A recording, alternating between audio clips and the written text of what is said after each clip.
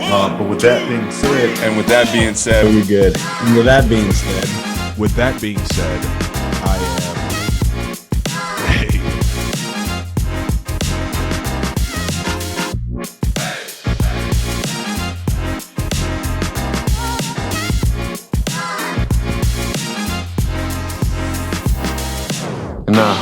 With that being said, Hey guys, welcome to our 5 is 1 podcast. And with that being said, here with my co-host Gerald Foster. What's up, guys? And he has brought the whole dang offensive line. Brought the boys from the Huskers. I brought the boys. Yeah, no, I'm excited, man. I got two of the guys that I was happily able to play with. We showed up in Nebraska at the same time. We were able to do all the stuff from waking up at 4 so we could get to our 5 o'clock a.m. practices, trying to somehow get in, all of our football with all of our social time, with all of the academics. Maybe I should have put academics first, but we tried. We tried as much as we could. The guys we got on right now, Cole Conrad and Nick Gates. how's it going? Glad to be here. what's up, guys? Thanks for having me on. Yeah, guys. Hey, Gerald, real quick, these guys, the reason we got them on is not only just because they're close with you, they bled with you, they were Huskers, you guys won a lot of ball games, but we need to get down to the truth of who Gerald Foster really is. So I figured we might bring in some of your old compadres and maybe Nick and Cole could throw a little bit out there to let the audience know who you really are. That I'm a good guy, right? That I'm the best guy. I'm one of your favorite people to be around. Humble, beautiful, all those good things. Say all the good things, Yeah, right? yeah. We get it, Gerald. We get it. Yeah. Oh, man. Yeah, I don't know about that one. I don't know if I'm going to be able to say too much on the air here, but it's going to be PC clean. But I'll try my best. Let's start this off. Starting with Cole. Just give us your little background. Tell us where you grew up, how you ended up getting to Nebraska. Yeah, sure. So grew up in Nebraska, born and raised in Fremont, Nebraska, kind of a smaller town, about 30 minutes from Omaha, about 50 minutes from Lincoln. I don't know, grew up playing all, basically every sport that I could. Loved playing sports, basketball, baseball, football. Growing up, I wasn't much of a baseball player, though. You wouldn't want to face me on the mound, I'll tell you that. Golly. Wait. So what? It would be Cole at bat, Gates pitching. Who's going to hit it? Is he get? I'm blowing this man by. Whatever, man. This man ain't touching it. You got a wet noodle for an arm. You got a wet noodle. 93 miles an hour. You wouldn't have touched it. Yeah, I probably wouldn't, honestly. Well, sorry, I didn't mean to interrupt you, but keep going. No, you're good. And with that being said, no, like I said, I just grew up playing all the sports, tried to get involved as much as I could. I thought honestly that I was going to play, baseball or basketball. That was kind of my sports, in middle school and kind of like my early years of high school. But once I got to high school, I was like 250 pounds. Big bodies. I was the biggest kid. 250, very unathletic. What do you say? You're chirping. Quit chirping me. But no, I got to high school and I went to a smaller private Catholic school in Fremont, Bergen. And so we weren't that big. I graduated with like 28 guys, kids. So like I said, a smaller school. And I just kind of, was one of the bigger guys, in school. So I just naturally kind of gravitated towards, offensive, defensive line. And I was just that was just who I was going to be. There wasn't any way around it. I was always a bigger kid. And then, just played all through, obviously, high school, football, basketball, did a little track. But I always knew that football was, where my heart was and my passion. Just loved the game of football.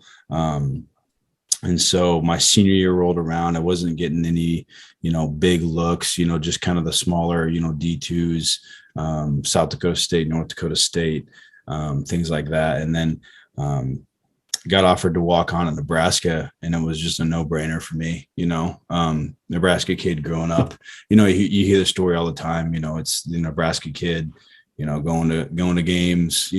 I remember having, going with my dad and, his buddies down to Lincoln when I was a kid and watching, going to Nebraska games, and always wanted to go out on the tunnel and play for the Huskers.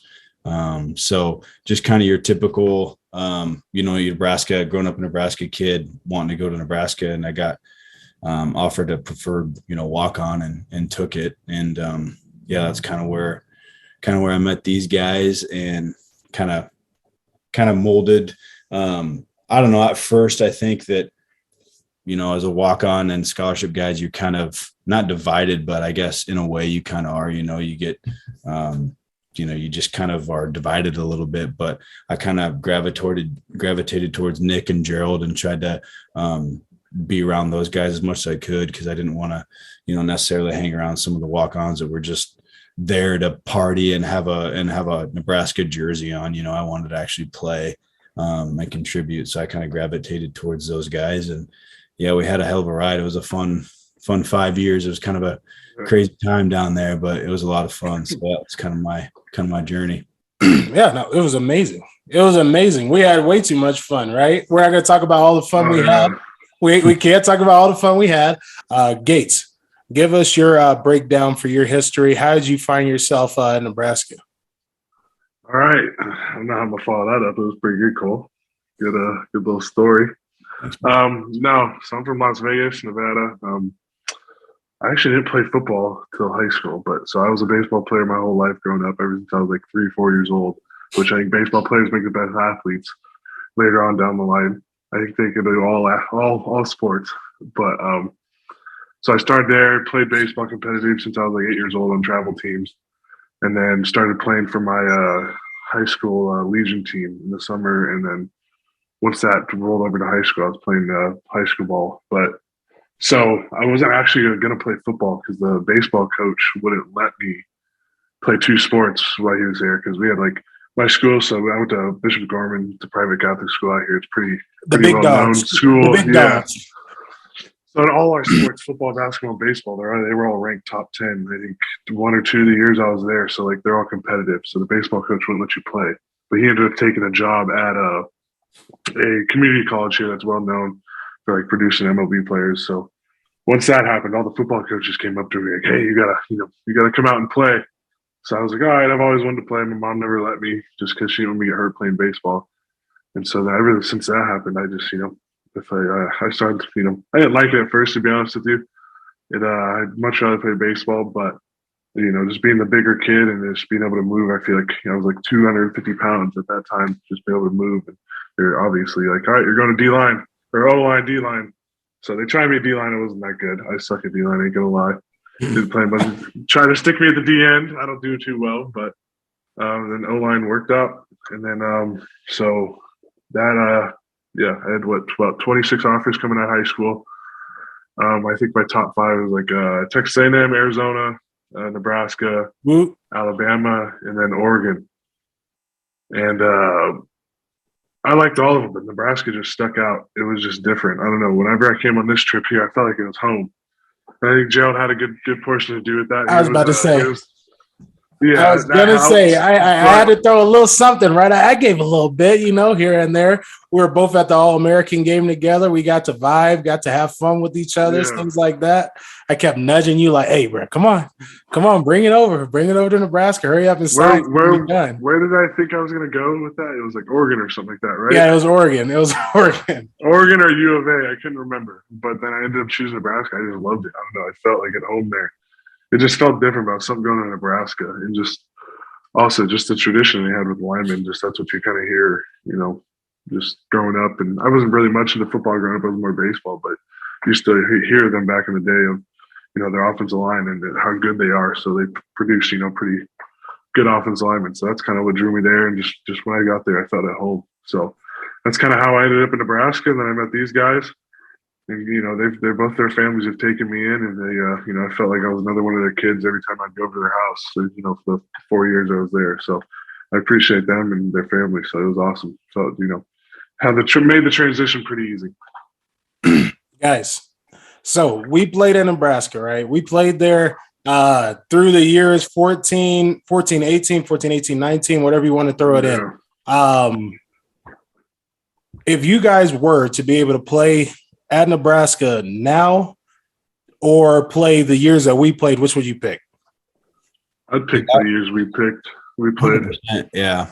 I mean, like I said, I kind of touched on a little bit with my story, or whatever. It's kind of a wild ride. I mean, like being able to, looking back on it, having 3 different head coaches is not ideal, right? Like nobody ever rocked that. But being able to learn from 3 different coaching staffs and having 3 different minds, having 3 different kind of angles, looking at, offensive line play, and, had 3 different strength and conditioning coaches, a couple nutritionists, but just to grab, pieces from all those people that played a part in it was kind of cool. So, I mean, you take what you get, and you try to make the most out of it. So it was fun. I ain't gonna lie. I think that helped me in the league because there's a lot of switching coaches and stuff in the league. So being able to get used to that in college, and just, I've never had a problem with coach liking me and being coachable and likable. So like, I feel like that just kind of helped me go to the league because I've had 5 offensive line coaches since I've been here.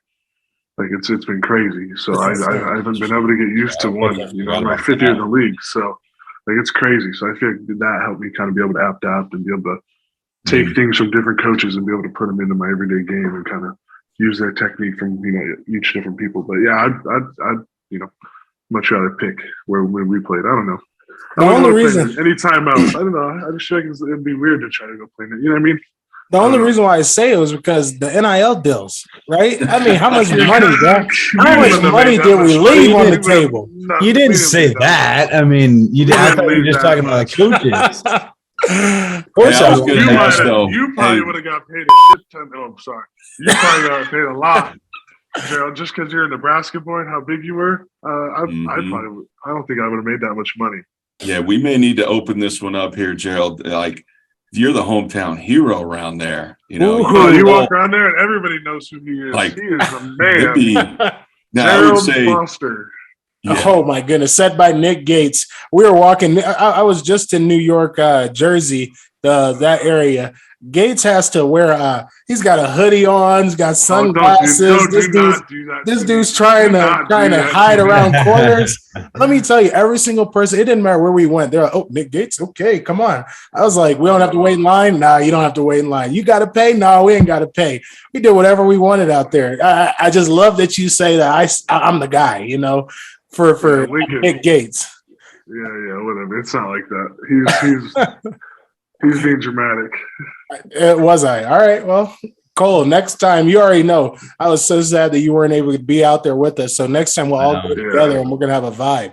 Love that. Hey, real quick, just talking about the money in ball right now. I mean, it's insane. Like, I've heard some NFL guys kind of looking at some of these college guys and saying, look at all the endorsement deals that guys are getting. And if you're kind of a hometown kid or if you're a star, typically it's not going to be the big boys up front. It's going to be your marquee players, your quarterbacks, your running backs, your receivers. But I'm hearing more and more of those guys turning down NIL money and passing it out to the O-line a little bit more. And that's kind of cool to see, the marquee players that they know they're going to go on and they're going to get the big contracts, but they understand, like guys like the O-line or maybe the walk-on that needs a little bit of something to help them get through.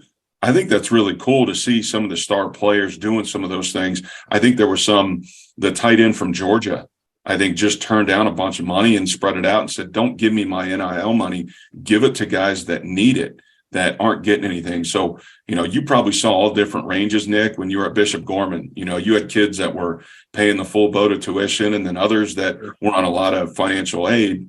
And I just don't know how that played when you were at Gorman, but also being at Nebraska. How would that thing be completely flipped now? Yeah, I don't know. That is true. These kids are getting paid outrageous numbers. I'll tell you that, though.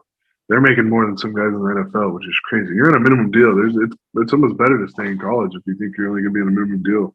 the pros only making like seven, not only, but 750. Like some of these guys are making $1, $2, $3 million in the league or in college. It's crazy, but it is nice to have those guys, spread the money out. They're being, considerate. They know they're going to make more. So it is pretty cool to see that though. Oh yeah, no, it definitely is. Touching on the NFL stuff, Jaime and I, we teetered with the NFL. We got to look at it from a far lens. Gates, you got to be out there playing against all these big boys, all these guys. If you were to sum it up, what would you say is the biggest difference? The biggest difference from college play to the league? Everybody's good.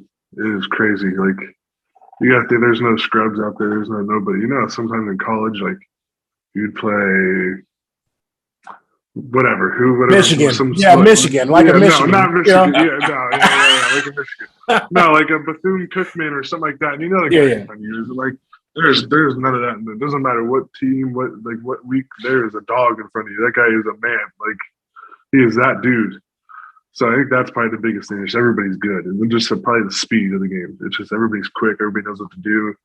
Everybody's just been playing so long. I think some of these guys have been playing 14, 15 years. Like they've seen everything there is to see. Like I've only played 5 years, and I feel like I've seen a lot of football. Like I can't imagine playing 3 times longer than I have. Like they've seen it all. So it's just the players.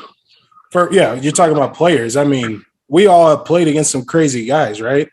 I would have to say that when we played against Tennessee, that was insane to go against.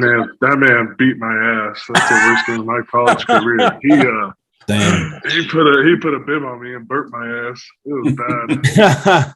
If you guys, both of you two, thinking about our college, NFL, whatever you want, going into and Jaime too, going into the guys that you guys played against, who do you guys say is the best guy you guys got to go against? Derek Barnett for sure is my number that's your one. Achilles. That's your Achilles heel for that. Yeah, that's a one time. Yeah, but I just got to go with him. Like he had me frustrated all game. It was wild. So I haven't really talked about it much since it happened. It's like something I just tuck it in, put it behind me. I don't. Bring you don't want to bring it up. Bury the hatchet. Cole, what would you say? I mean, that'd probably be mine too, honestly. I mean, I was playing right tackle then. He wasn't on me. He didn't slide over to my side that much, but I think I gave up a sack that game.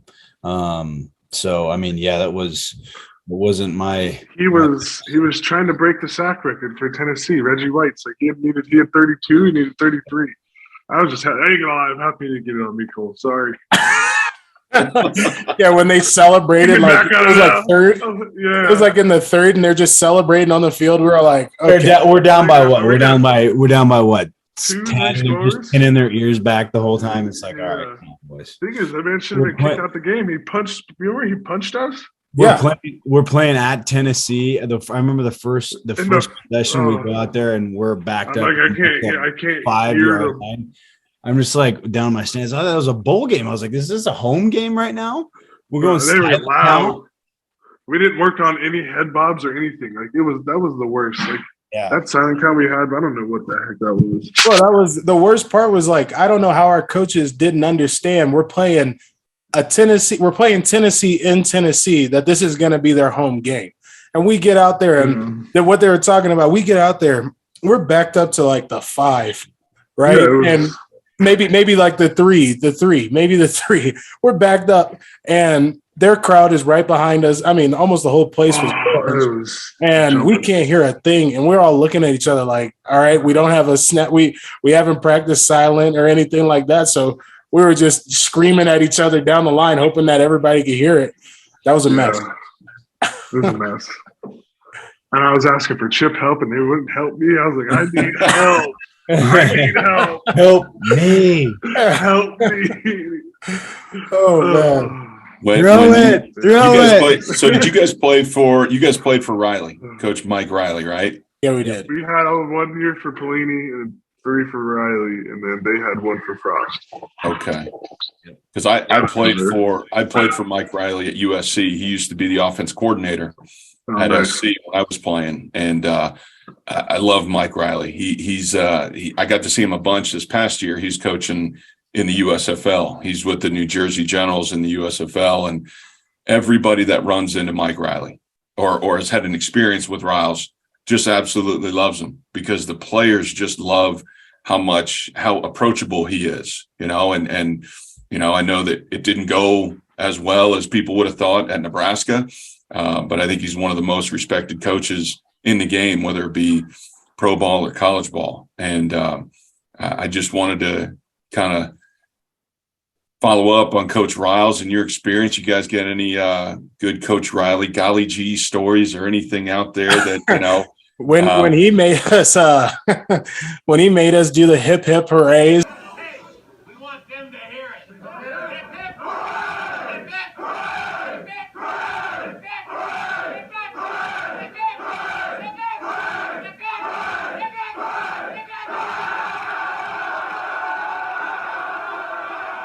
The first game that we won, we were like, "What is going on?" We were like, "This isn't." We're not doing this. Hooray! He still does that with the guys in the USFL. I saw him in the locker room busting it out that this is the past one year. thing. If I ever hear anybody that coach for Coach Ryan or played for Coach Ryan, I'm like hip hip, and there you go. Here we go. There you go. There, hooray! It's funny, but Oh man, yeah. I say the best. I ain't gonna lie. I got him to say shit one time. That man's never cussed in his life, and it had to be at me too. That was the thing. You remember we ran that trick play, and it was Kyron. I forget who was out there. It was the reverse out to. I was supposed to run out and like kind of swoop back, and it was a reverse out to. Who was it? Stan Jordan Westerkamp. No, Jordan Westerkamp. Jordan. And I hit Kyron. I don't know. I was pissed that he hit somebody earlier that day, so I just haul off and wow. And I hit him, and then Red Coach was like, "Hey, we can't do that shit around here." And I was like, "Oh, this man really just cussed at me. I know he's so mad." Yeah, when you pull out curse words, the guy he literally doesn't have it in his lexicon. He's searching, trying to figure out how to even curse. That means you put him in a different kind of anger. You at least get to say that you're the new highest level. He probably still tells that story to people. Don't make me get upset like I did against Nick Gates. Oh, Nick Gates.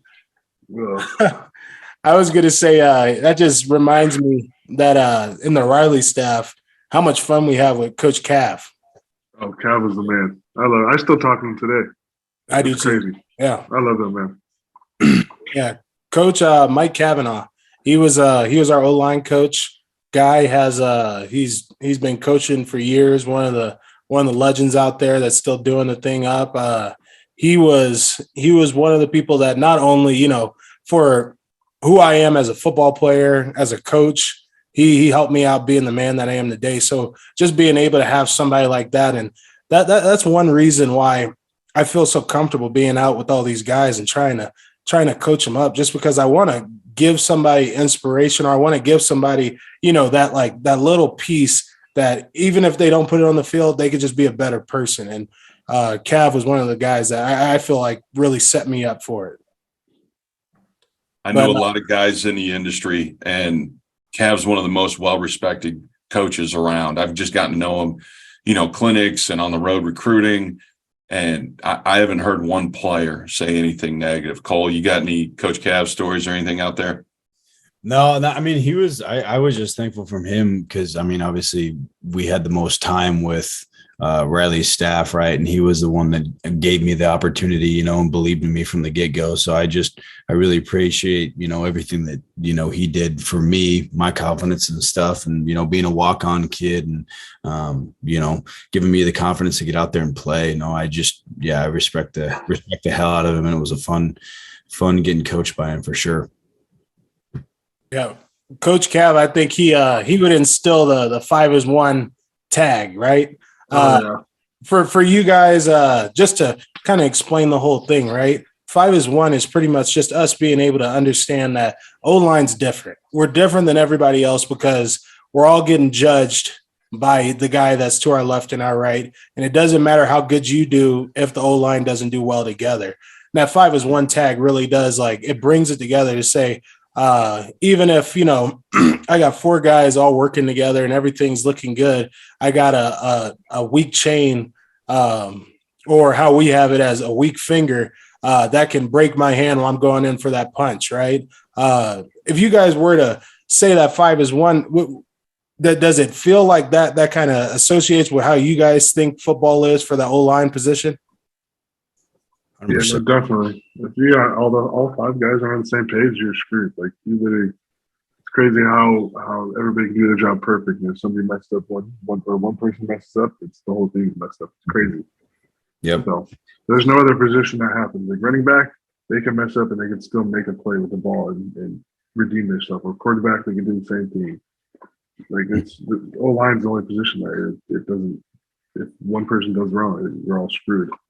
So that's literally probably the definition of O-line is 5-1. So yeah, that's a good way to put it for sure.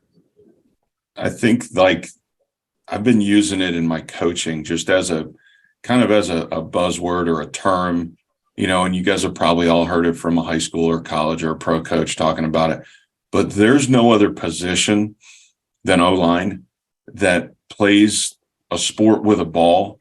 It's the only position that doesn't look at the ball.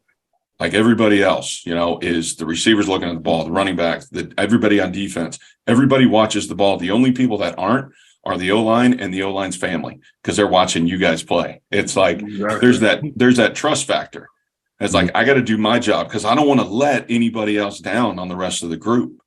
And that's why I just love coaching offensive line and been doing it. And, you know, when we're all done playing, whether that happens in college or pro or however long, when it's done, there's just something, you miss that camaraderie, that group. And it's cool to see you guys still have that relationship for all the times that you bled together, for all the good times, all the bad times, all those silent cadence jump off sides. And man, we got to just fight through this thing, man. Yep. But it's all those memories, and it's cool to see you guys reconnect. Oh yeah. No, I'm always happy to be able to talk to my boys. Yeah, we always try to, I think we've stayed pretty linked up pretty well. We all try to see each other every so, like, we don't go more than a year without seeing each other, which I think is pretty good. Oh, yeah. Definitely. That's definitely, I mean, and I would say that's probably O-lines around the nation, right? It's just a relationship that it's closer than any other position. Understanding each other's weaknesses makes you even stronger, right? You might find just that being able to play next to somebody that you just, like, me and Gerald used to have to talk. Like, we would just play next to each other. Like, it's just being able to do that. Like, you don't just do that with anybody. Like, I don't feel like other positions really do that. I know it's just like a quarterback, wide receiver type duo, but like, I don't know. Alignment, like, you got to feel each other and play with each other, have confidence with each other. It's different. It's like different. Yeah. When you get to the somebody else to do half of the job, and you can't control that half. Like, you just got to do your half and fucking. Oh, my bad. That guy next to you got to make, like, you just got to trust him to do the other half. Like, there's no other position that does that. Yeah, and you get to the point where you just have to look over at them and give them a head nod, and they know, okay, this is what we're doing. You know, you look over. Flipper post, and I used to gallop, and we just take hits out. Yeah, kill them, baby. We're killing people as many times as we can. Get Cole pulling around on the little Titans. Yeah, Coley moving around, got the booty all in the air, doing everything he can to get out there. Yeah, big. It's truly like it is like, it's cliche, you know, but I mean, it's a brotherhood. It truly is. Like, it's just, it's ugly. It's down. I mean, it's ugly, you know, it's nasty. You're down in the trenches, you know, it's a brotherhood. That's the only way to put it, really. And so you get close, you know, down in those trenches, and it's just, I don't know. It's awesome. I love it. Yeah, definitely. Gerald, who's the best player you played against? We got the Tennessee game. Who you got? Best player I played against, I probably had to give it to Jonathan Allen. Having to go against that guy every single day, God bless. It was cool at first, right? I was like, wow, I'm playing against a really good player. I'm getting great snaps. You get to day like 10, you know, day 30 comes around and you're like, this guy keeps doing this to me. And there's just a point where you're like, I can't keep doing this. He's turning it down. Unblockable. Yeah, right. If he gets it in there, you can't do anything about it. Oh yeah, no, definitely. That's how I broke my leg. He sunk that thing in there, and I got up on one leg and said, ugh. Well, that's what I was about to go into, right? For linemen, we all have injuries. In college, I had an MCL tear that was hard for me. Trying to come back and get myself back on the field, it was a lot. For everybody here, I know you guys know what it's like to have a jam, broken hand, high ankle sprain that you just got to act like it's not there. Your knee, you're like, oh, well, my knee doesn't feel good all week. Now I'm about to play this game. If you guys were to go into your injuries, starting with Cole, because Gates he's got a story, right? Starting with Cole, what injury would you say was one of the harder things to come back from? I mean, I don't know. I was banged up here and there. Obviously, sprains, knees and ankles, but I tore my labrum and had to get my AC joint worked on. My right shoulder had surgery and stuff like that. So that was, I mean, anytime you get surgery and you have to recover from something that is, it's tough. It sucks. But yeah, probably my shoulder just coming back from that and just kind of, I mean, obviously you guys know, just like getting back in the groove of the thing, getting back into football shape. That was probably the worst thing. When I was, coming back from that, it was right when Riley's staff left and when Scott's staff came, and we were running a whole different offense, running the fast-paced offense. And I was just like, I was out for basically all spring ball, and I came back and I was just like, holy shit, like this is different type of speed that they're having us go at. And I was just sucking wind. So yeah, getting back into football shape and, that mental side of it too, obviously, just trying to get better every day. It just kind of means you're going to get down. So there's that point where, you're in your head, you're like, I am as good as I was when I got hurt. But you always got that voice in the back of your head that's like, are you sure? Are you completely honest that you're at 100%? And you got to be able to fight that battle with yourself going into every single practice and all this stuff. I mean, that wears on you, and that's not easy. And for all the people who've gone through injuries, they understand that. You want to say I'm at 100, but you'll never feel exactly how you did before that tear, that sprain, break, whatever it was. Gates, for your injury, let's hear the story. All right, so let's start. 2021 week 2, I snapped my tibia and fibula in half. I broke my tibia in 2 places. So when it happened, I heard a crack, pop. And so then, like, next thing I knew, I was just on my back. My leg was up in the air. It was just flopping around. I always laugh like I think of it was like a windshield wiper, like kind of like just going back and forth out there. Now that I look back on it, but so I broke my tibia, fibula. I got taken to the hospital. I was there for 2 weeks, and in that time there, I had 5 surgeries done. So one was to put a nail, which is just like a rod down my tibia to get it all to be able to heal, and then after that surgery, I got compartment syndrome. So which is your leg swells, and if the swelling has nowhere to go, it pushes up your muscles, makes your muscles push up against fascia, and the fascia only stretches so far. So they have to go in and just cut the side of your leg open and kind of just let the swelling go. So I have like a incision from probably an inch above my ankle to about 3 inches below my knee, and they just had to let that heal, and that took about 11 or 12 days for them to get it almost closed all the way. So they just had to go every couple of days, little by little, closing it, and then they got to a certain point where they couldn't close it anymore. So in athletes, for athletes, it helps. They put a piece of shark skin. It's shark skin, so they put it between your muscles, and then they put a skin graft on top of that. So I had to get a skin graft put on that. So they put that shark skin in there, and then they put the skin graft on top of that. So their muscle, when the muscle fires, your skin isn't firing too. So it has like a little bit more mobility. Wow. A little bit more mobility. There we go. We're getting the words. And the skin, so it moves around. So, and then, so that was 6 surgeries altogether, actually. And then I had about 6 months after my last, my 6th surgery, I had to get I had an infection in my tibia and it wasn't healing all the way on the inside. So it was throwing good bone on the outside, but the inside wouldn't heal. So I couldn't do a lot of like things I was supposed to do by that time in my recovery. So they did a CAT scan, found that out. So they had to go in and pull the rod out and clean out the middle of the bone and do whatever they had. I forget exactly all they did, but they had like a drill, like a brush, and they just, kind of just clean out the middle of the bone with water. And then they put another rod down the middle of it and then closed me back up. And that was my last surgery. And then just the rehab process, that process was crazy. That was, it was a big journey. I learned a lot of things about myself and like mentally just, be able to push myself along the ways when the days are, get tough. And I'm like, I don't know if I can do this. This hurts. Like just having to push through it. Just so, you're going to have shitty days. And, I didn't have too many of them, but I think that was because I had a pretty good, mental, my mentals were pretty good. I had a positive, thoughts. I wasn't too negative. There's only a couple of times where I was like, I'm done with this. I'm quitting. But 2 or 3 of those days, but for the most part, I was like, didn't want to be negative because being negative, there's no point in being negative. You can't heal. There's proven things that if you're positive, it releases certain chemicals and stuff in your body that actually kind of helps you heal a little bit faster. Is what I was told. It could be full bullshit, but but just being positive. And I was like, it is what it is. It happened. I can't do anything about it now. So, might as well just try to come back stronger and get back. And so I was on. All right, I gotta ask. What?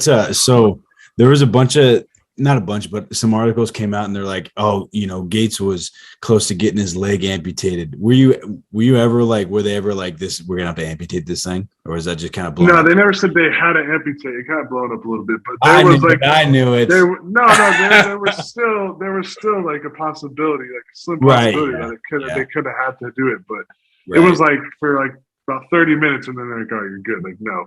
Right. So it was a quick one. It kind of got blown up a little bit. I got told that it was supposed to be at the hip. Just cut it off. Is everything cut it off? Just cut it off. I'm done. I'm done. No, but that's inside joke between us. Yeah. So where was I at? Memory. We're talking about rehab. My memory's starting to go. Yeah, rehab process. The stumps to my head aren't taking a toll on me. But the rehab process, I started the pup list and started the year on that. And then after about 4 weeks, they could get you to come, prefer you to come back to play. So then you have 3 weeks of practice. So that took me to week 7. And then week 8, I made my first game back, which was 410 days exactly from when I got hurt to being back on the field.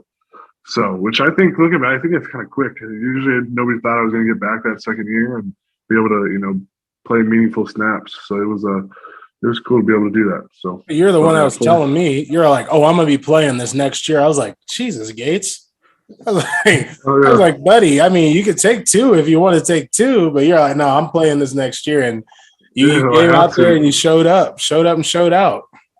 Yeah, I played all right. I did my job. I wouldn't say I played good. I played good enough.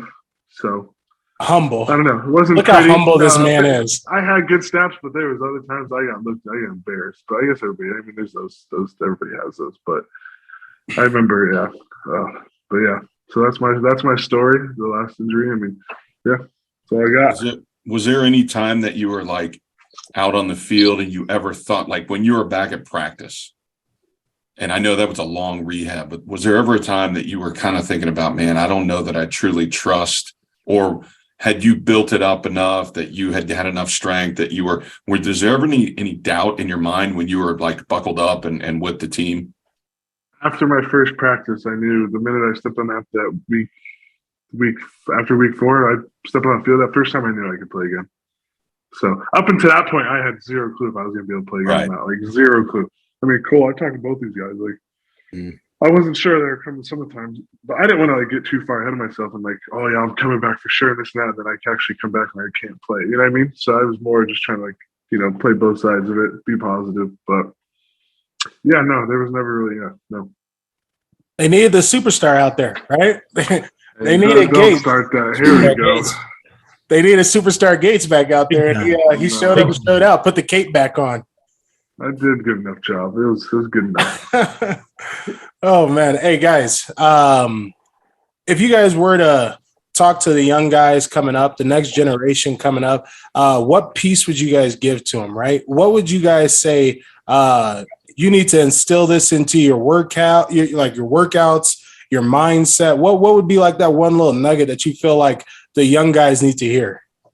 I think, I think finish. It doesn't matter if it's good, bad. Like, I think if you just have some kind of finish to your game, it has coaches look at you. I feel like it just knows that you love playing the game and you want to play the game the way it should be played again. I don't know. I feel like that's attractive to coaches, and that's like just being able to finish. It doesn't mean finishing your guy in the dirt, or it means running after the ball. The wide receiver catches the ball. They're kind of up and you running after the ball to go try to get another hit on DB and things like that. That's what I mean by finish. I think that stands out a lot. And you do one thing in your game, it'd be just to kind of finish and get just do anything to kind of stand out in that aspect. Definitely, goalie.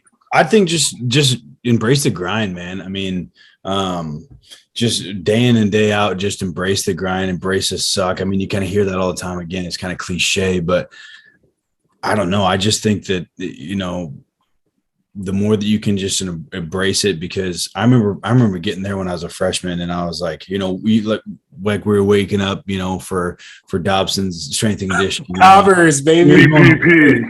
At 5 in the morning. Drive. Walking over. We had to be on the field at 5:15. We had to be walking over. On the goal walking over or riding your bike over from Pound Hall, just like 5 in the middle of winter. It is 0 degrees out. You're freezing cold. But just like, why did I decide this? Like, what am I want to quit. Yeah, I would just say embrace that, man. Like, because I look back on it, and I was like, I would give so much to go back just one more time and be up at 5 a.m. and running again with the boys. I mean, I wouldn't a heartbeat. And so I would just embrace it all, and just don't think too far ahead. Just be in the moment, man. Just embrace it. Yeah, completely. I mean, the finish aspect, embracing it, that I think that's both of those things tie together to be able to understand how much you love the game, right? If you don't love the game, then you're not going to be the guy that's racing down the field to pick up your wide receiver after he just, caught a 60-yard bomb. And people are like, how did that guy even get there, right? He was supposed to be blocking. How did he find himself be the first dude to touch his wide receiver, give him the handout? Being able to embrace the game, being able to understand, the time that you have on that field is limited. For all the high schoolers that are out there, you got to love the game and love the guys around you. I think we all understand that. And definitely when you get to the college level, that's one thing with the NIL that I think is a little different, just because there's so many, or NIL, more of the transfer portal. It's different because there are a lot of transferees that are moving places, moving all over the board. And I just don't think they get the brotherhood and the same kind of feel, just because you don't get to stay with that same crew your whole time. And I wouldn't change a thing. I love the guys that I got, the relationships that I've built. Jaime, what would you say? How you feel about that? Well, I think one of the things that's really cool is I've been involved with leagues. I think we had a pretty special group when I was coaching you in Tampa in XFL 2.0. And I think now coaching in the third XFL now, we're in the middle of training camp. And it's just like, I was just down at dinner with the guys, and I'm sitting with a couple of them, and they're talking about, hey, what's your favorite pie, or what's your favorite cake, or, what's your milkshake, or what's your go-to dessert? And it's just like fat boy stuff. Yeah, exactly. It's like those conversations no other position knows. They can't even have those conversations about talking about, hey, what's your favorite fast food, or what's your go-to when you go down to Florida, or when you're in Texas. Like, building that camaraderie, it's so much more than what you do in a meeting room and on the field. Like, embracing the suck. Cole, you talk about it, like, you never know what ticks in a guy until you suffer together, but it's the bus rides, it's the locker room, and that's the fix that I love coaching. I've been doing for 20 plus years. And when you're done playing in the business world, or when you're outside doing something else, you don't get that relationship. No one shows themselves. No one's authentic other than when you're playing ball. But you can't hide in the locker room. You can't hide out on the field. Like, you are who you are. you need to be the dude that's going to be there at 5:15 in the world of suck workouts. Like, that's just part of the deal. You need to build the trust and the relationship. And I think the thing, Gerald, that you brought up, the thing that I love about the game as playing offensive line, you brought up the point of being downfield and picking guys up. I always talk about having the first meaningful touch when you're an offensive lineman. You know, whether you're in pass pro and you're throwing hands and you're putting the first meaningful touch on a pass pro, on a punch, or if you're the first one to strike in a run game.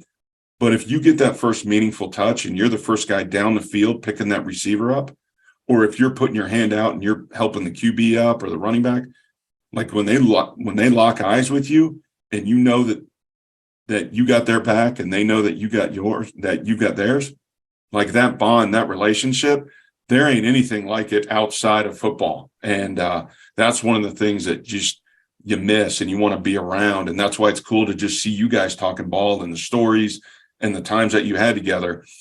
And it may not always be the championships and the trophies and the bowl games and the, you know, it's the 6A, it's the 5:15 workouts. It's the high school We didn't recruiting. win many of those, so that's why. But. Right. Maybe you wouldn't have had so many coaches if you would have had a couple more bowl I was about wins. to say, I was like, he's talking about the championships. I was like, yeah, okay. Hey, Yeah, no, not that aspect. Just same shitty thing shit. with That's me. just the shitty stuff. Hey, same thing with me. Like, I was at USC and we're like, hey, we're winning Rose Bowls. In my last 2 years, we go 6-6, and it was after Coach Riley left. And then that doesn't fly when you don't beat Notre Dame and UCLA when you go to USC. And it's like, Gates, you came from a perennial winning high school program. I mean, Bishop Gorman, y'all rolled people. Like, people don't even want to play you guys in high school. And then you go from being at an environment like that to then you go to Nebraska and you guys had to fight and scratch and claw, and you didn't have the success that maybe you wanted with 30 offers. Man, I mean, you've had to go through the whole gamut, the highs and the lows of it. Oh yeah, no, definitely. Going from Gorman, I lost like 6 games in my whole career in high school. Hard 4 or life. 6 or something like that. Yeah, I mean, it was hard life to get used to after you stop winning. So, but this is the first year I've been on a winning team. Like, I guess we won 1 year in college, but like, this is the first year I've like won since that year. And you know, I've been the 5th year in the league, and I was like, 3 years in Nebraska. We just were not very good. So it's been tough. Well, at least you're doing good now. At least, yeah. We made big steps this year. You know, made the playoffs, and that's huge. So we still got a lot of stuff we got to deal with and get back to the building blocks. So I don't even know. I'm actually not. First time I've been jobless before. I'm actually not under contract with the Giants anymore. We still have till March, but first time I'm going to be a free agent. So hopefully I can get back with them and sign back with the guys. I really want to be there. Like the coaching staff and like those guys, and I would really like to just be with one team my whole career, which I think doesn't happen very often anymore. So Yeah. I think when you're going to say like, oh, I played 8 years with the Giants, it sounds pretty good. So Shout out to the Giants. yeah. Show up, show out, right? Man, what is all going on with the NFC East? You guys are all killing it. Yeah, but 2 years ago we were not killing it. I'll tell you that. It's like NFC East usually has at least 1 or 2 teams that are the playoff teams usually every year. So, I but feel like we have our ups and year in the downs. NFL in general this year. Just about it was, I don't know. It was just kind of weird. I think there was only like 1 or 2 teams that were juggernauts, and then kind of the rest of them were like anybody could get beat this year. Like anybody could beat anybody. And I mean, there's always those 2, 3 at the bottom, 2, 3 at the top, and then I feel like that the gap, like there wasn't as big of a gap between everybody. Like anybody on any given Sunday, I know everybody said like this year it seemed like anybody could show up and beat anybody this year. So it was weird. People would get hot, going 5-game win streaks, and going 5-game losing streaks. Like it was just weird this year. Super weird. Yeah. Well, guys, it looks like the vibe? Hey, real quick, what's the vibe on Nebraska right now? Like, how are you guys feeling? What do you hear about the news?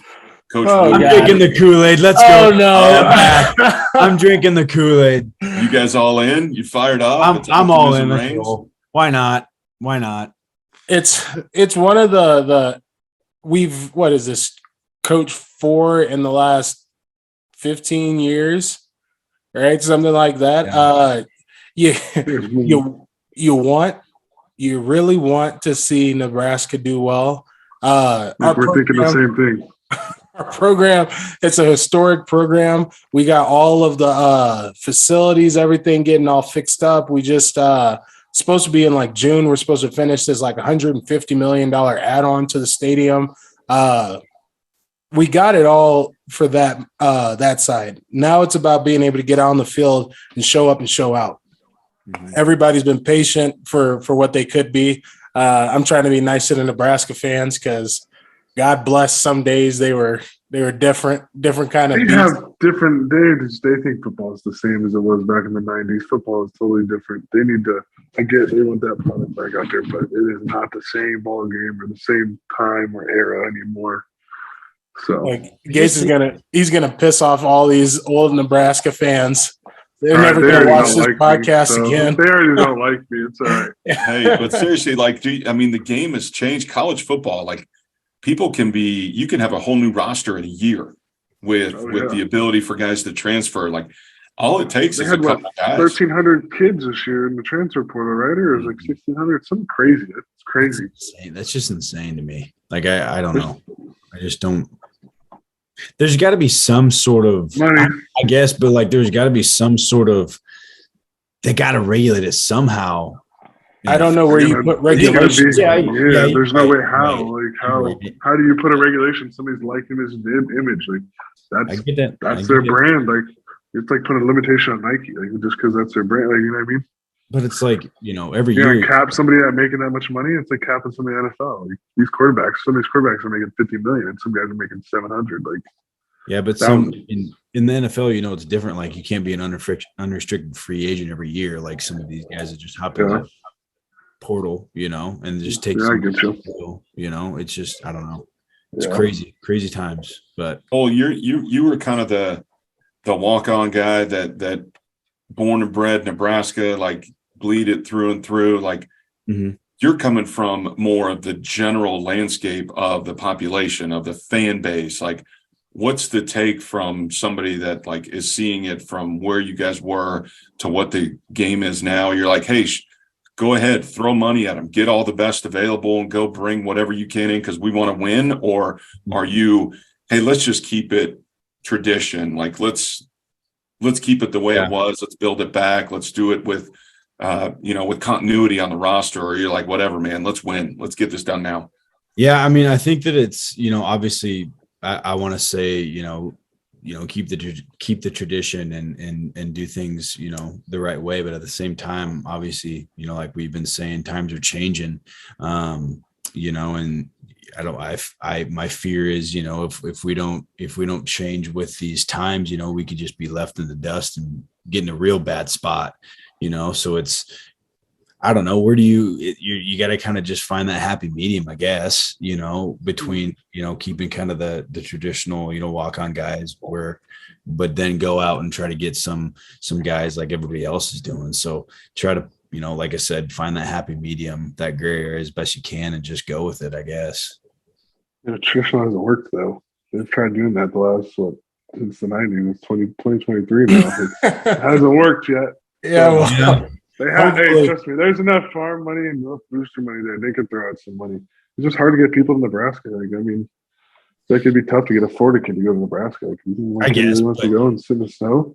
Throw some money at him. Let's go. Get him there. Like, hey, well, if people all of a sudden want to go to Colorado, right, the new hot thing, we got to go play for Coach Prime. Like now, he can do no wrong.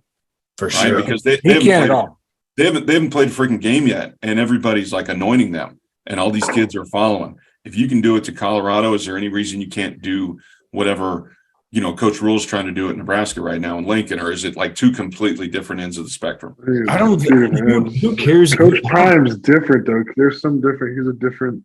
I don't think it's about where, like, honestly, Alabama, like, it's not really that great, is it? I mean, that's hell down there. A guy born in Alabama, that hurts. Yeah, no, there ain't that. Well, you know what I'm trying to say. You're completely right. The SEC though, like, you can put Alabama in the middle of the Antarctica. If they're good at football, that's what I'm saying. It's not about where you're at, location wise.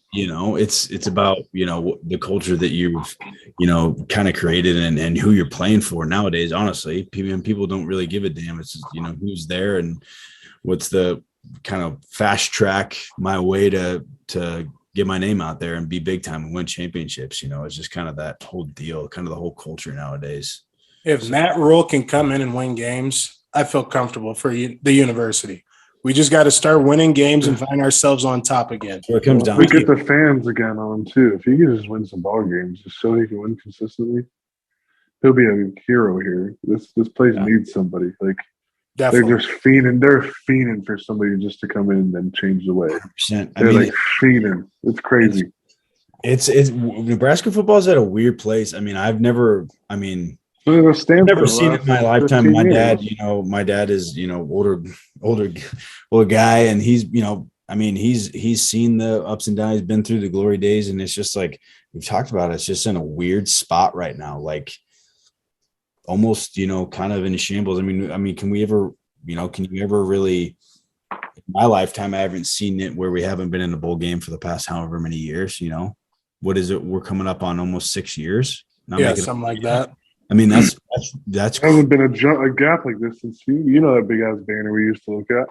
Yes. All the conference championships. There was never like a big gap. There was always something. You know what I mean? So I remember, like, to me, when I was playing in high school, I came out, I played my high school ball in Southern California, and I played in an all-star game with the man, the myth, the legend, Lawrence Phillips, back in the day. And LP was one of the most violent runners that I've ever been around. And he was a guy that just was so hard for people to tackle. He just ran with that type of attitude. And I know there's a lot of people that look at beyond the football spectrum part of it, but he was a guy that nobody wanted to tackle. And, there's some great Nebraska players in the past, and Gerald, I don't know, they're probably calling you for some donations here to bring you back and, start leading that NIL charge with some of that foster money coming back into the program. We're gonna need that Gates money if we're gonna be talking. Yeah, I'm broke. If Gates is broke, then I'm on the streets.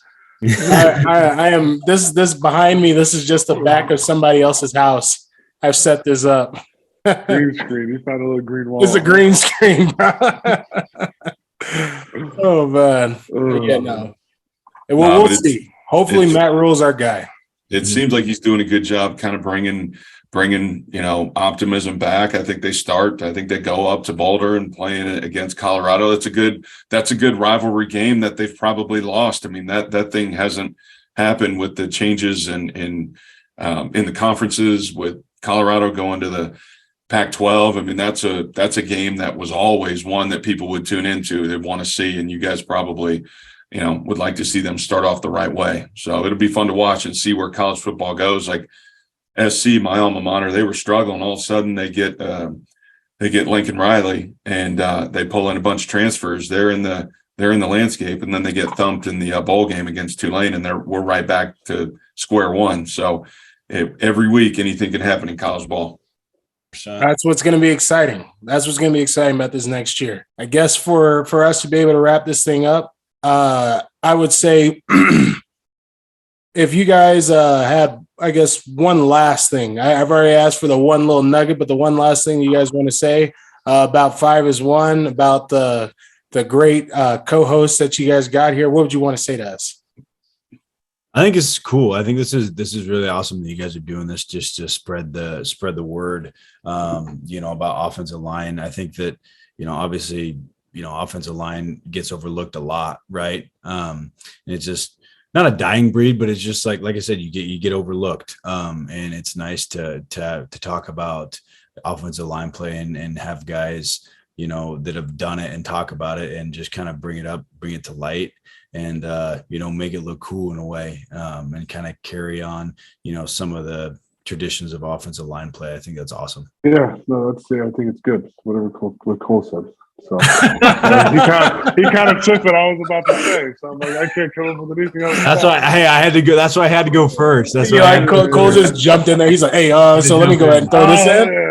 Yeah. Oh, man. Thank you, guys. Thanks for coming on. This has been a whole lot of fun. And with that being said, Jaime, you want to wrap this thing up? Yeah, guys, Cole, it's awesome to meet you guys. Nick, it's great that you guys can spend some time with us. And Cole, you said make an offensive line look cool. So I think there's no better way than to get on the 5-as-1 shop, get you some gear. I know, Nick, there might have been some stuff coming out your way to the Giants this year. Yep, I have it in my locker. I meant to grab it to come home with. I missed it. I'm sorry. That's okay, man. But when it gets time for training camp, it might be time maybe that whatever that hopefully you're back in New York, but wherever you're at, maybe the new rookie has to buy a care package for the O-line and gear the boys up. But Gerald's repping some of the gear, and we got some hats and beanies. We got a new hat coming out. I got the first prototype for the Fist logo, and it's all about 5 guys acting as one. There it is. Nice. Gerald's flossing the flat bill. Gotta throw it on. Show up, right? But guys, we appreciate you tuning in. Please like, subscribe, and give us your comments, your questions on the pod. Let us know what you like, what you don't like, and we may take it into consideration, or we may just dump it in the suggestion box at the in the trash can there. But guys, it's awesome to have you on. Please jump on the website, follow our training. Gerald's doing some great training for young junior high and high school kids in Colorado. We've got training going on in California right now, and we're excited to see where this thing grows. It's all about the big boys up front. It ain't just 7-on-7 ball. It's about getting down and dirty with the big boys up front. And with that being said, we appreciate you guys being on. Thanks. No problem. Thanks for having us. Have a good time. Take your skills and development to the next level at Fix Sports Training, Colorado's premier training center. At Fix, they train and treat athletes from every sport and skill level. They have trained athletes as young as 10 years old to high school to professionals and even Olympic athletes. Their trademark training platform optimizes athletes' neuromuscular efficiency in order to maximize athletes' performance in strength and conditioning and speed and agility. The facilities at Fix include a full athletic training room to treat athletes with infrared light, electrical muscle stimulation, hot and cold modalities, compression therapy, and muscle activation techniques. This winter, they're running their Winter Solstice lifting program with an emphasis on strength and hypertrophy. Call Fix today and set up your personalized performance assessment. Area code 719-646-9891. Again, area code 719-646-9891.